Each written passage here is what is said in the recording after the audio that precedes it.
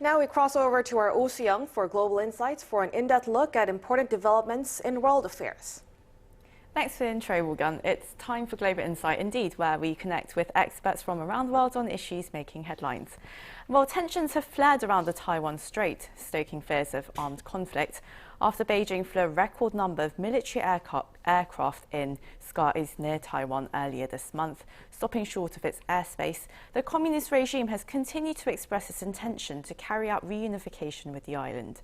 Taipei officials have refused to bow to pressure and warned China could carry out a full-scale invasion in 4 years' time. Washington called Beijing's recent actions risky and destabilizing, while China has retorted that America's weapon sales to Taiwan and its ships navigating the Taiwan Strait were provocative. So is this a prelude to a greater conflict? For insights on this, we connect with Wen-ti, lecturer of the Taiwan Studies Programme at Australian National University. We're also joined by Joseph Bosco, former China Country Director in the US Office of the Secretary of Defence. Very warm welcome to you both. Thanks for joining us today. And, well, starting with you, Mr. Sung. Now, Taiwanese officials, they've been raising concerns recently about the possibility of a Chinese invasion, given the recent events that have happened in skies near Taiwan. And while the defence minister, he's described the situation as being the most serious that he's seen in the more than 40 years that he joined the military. How precarious do you think is this, the situation is? I think we should be alert, but not exactly alarmed just yet at this point. I think neither China nor Taiwan have much incentive to really resort to war. It goes without saying that Taiwan, being the smaller party of that relationship, it has a lot to lose in the event of a military conflict.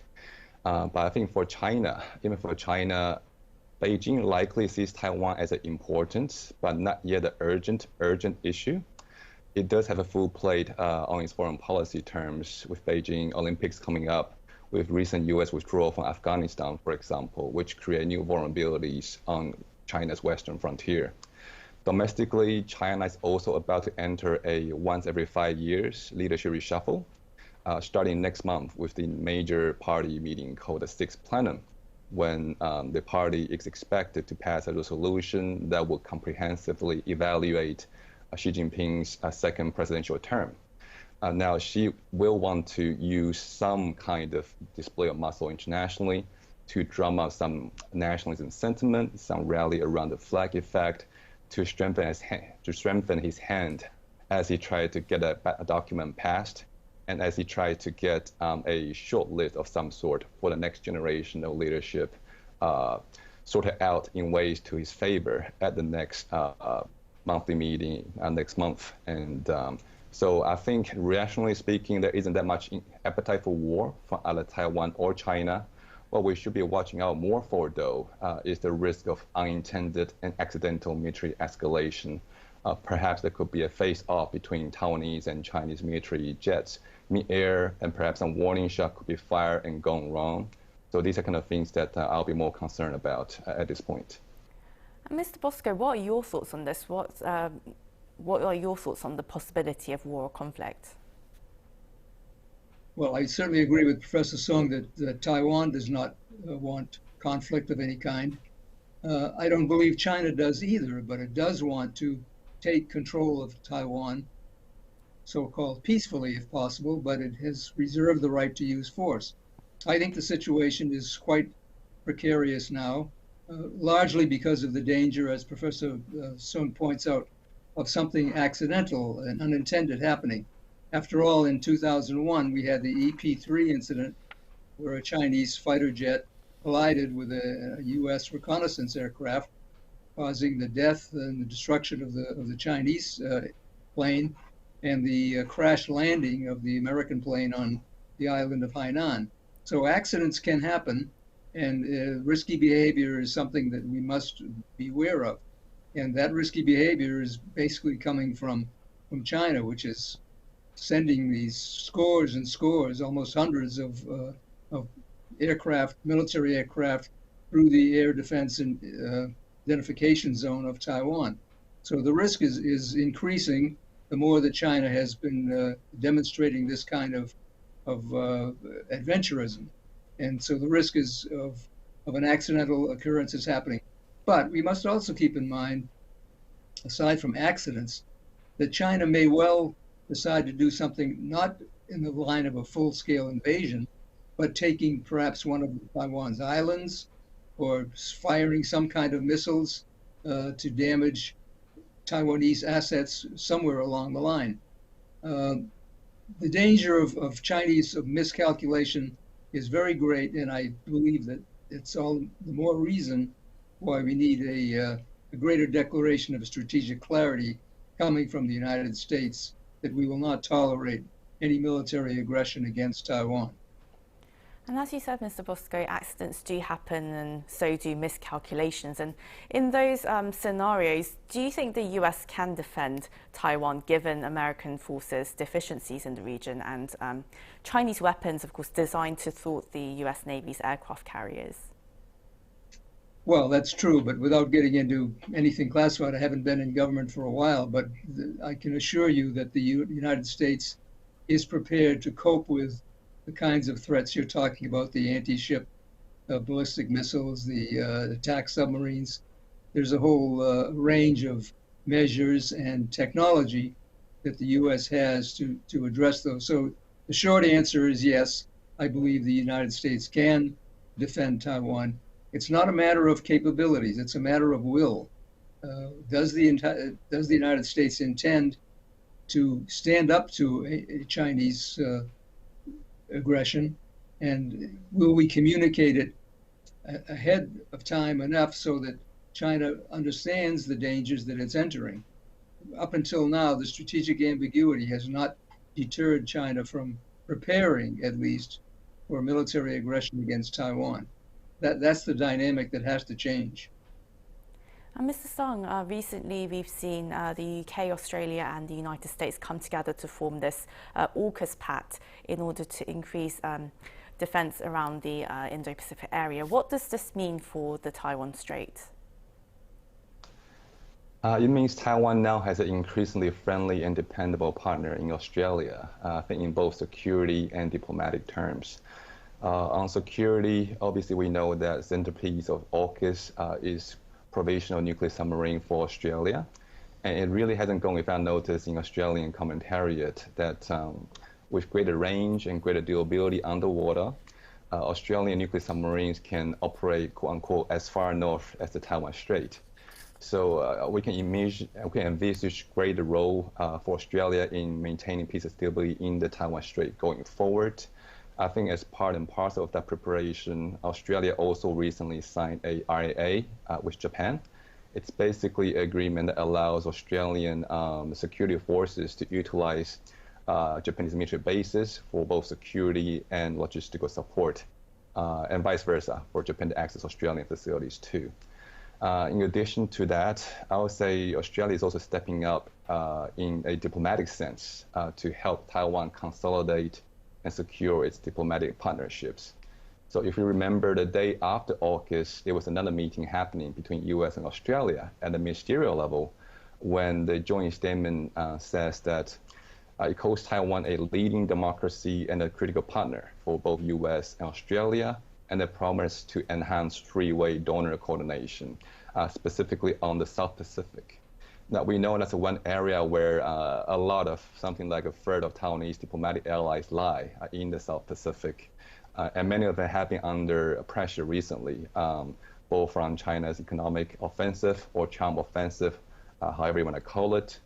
And so Australia being sort of the big power next door near the Pacific region, it's trying to play a greater role in terms of helping Taiwan to have a voice, as well as to help Taiwan facilitate its developmental assistance to the region, again, in a way to play good international citizenship, as well to help Taiwan consolidate partnership with regional countries. And Mr. Bosco, while Washington's been making more conspicuous efforts to round up its allies to counter China, do you think Washington's going to maintain its policy of strategic ambiguity on Taiwan? I've been writing quite a long time about the need to change that policy. I believe we are kind of incrementally edging toward strategic clarity. But until we actually state unequivocally that we will defend Taiwan, we still have the problem of mixed message or unclear signaling to China. But I think over the mid to long term, strategic ambiguity has to go because China is leaving no choice. Its threats to Taiwan are becoming more blatant, more naked, and more imminent, so that at some point the United States will have to state quite clearly its intention. Over the weekend, I think Deputy Secretary Hicks did make a statement that the United States has the capability to tamp down any kind of Chinese aggression against Taiwan. Now, that was a statement of capability, not of intention. But by merely stating that, it indicates that there's a possibility we intend to use those capabilities. And I believe that in fact we do, but we're very reluctant to state that publicly. And I think that will change over time. Well, Mr. Song, as long as Washington's strategic ambiguity remains, what should be Taiwan's strategy going forward? I think you will likely be one of pragmatism and just good communication with friends. Another way to put it is to support status quo and to keep like-minded democracies in the loop as Taiwan goes about formulating its policy going forward. And you can see that in President Tsai Ing-wen's National Day speech when she basically tried to say that Taiwan would want to be a considerate and responsible partner to friendly countries around the world. So she talks about how Taiwan would do its own fair share to take care of its defense, that President Tsai promised to protect the status quo in the sense that there will be no radical unilateral change from her, and that any political reform, should it come about, they will be pursued on the basis of Taiwan's existing constitutional order, which roughly means there won't be any rush changes to Taiwan's official national name, for example. And President Tsai also states that any change to Taiwan's status will have to be arrived at democratically in line with the popular will of the Taiwanese people. So if you know anything about Taiwan's referendum system or its constitutional reform system in general, you will know that it's a slow and high threshold process, which means that there will be ample time for Taiwan to have prior consultation with other friends and partners that support Taiwan's cause. There will also be sufficient time in terms of perhaps give some kind of a wink-wink prior warning to Beijing as well, so as to not catch anyone by surprises. So I think that's President Tsai's primary message going forward as well, that there won't be any surprises coming from her, and that she will do her best to both keep friends and allies in the loop, as well as to have sufficient consultation and warning to all relevant stakeholders around the region. And Mr. Bosco, well, the first high-level meeting between US and Chinese officials in Anchorage was conspicuously acrimonious, but it seems that the mood was indeed lighter during Jake Sullivan's encounter with his Beijing counterparts recently. Do you expect the relationship to improve by the time Mr. Biden and Mr. Xi hold bilateral talks before the year is up? I think there's a strong likelihood that will happen. Of course, we have to keep in mind that China can dial up the pressure or dial it down whenever it chooses, and so much of the initiative is in its own hands as to whether there will be an acrimonious meeting with Biden. Keep in mind that even when, aside from since Alaska, there have been subsequent meetings, and China has been very tough, very vitriolic in its rhetoric during those meetings with Wendy Sherman and others. So with Antony Blinken, I think that we'll see. They can turn, as I say, they can turn the volume up or down as whatever they think will play into their hands at the moment. Biden, we have to be careful because Biden has been damaged so badly by the Afghanistan debacle that he's looking forward to something positive in terms of international relations.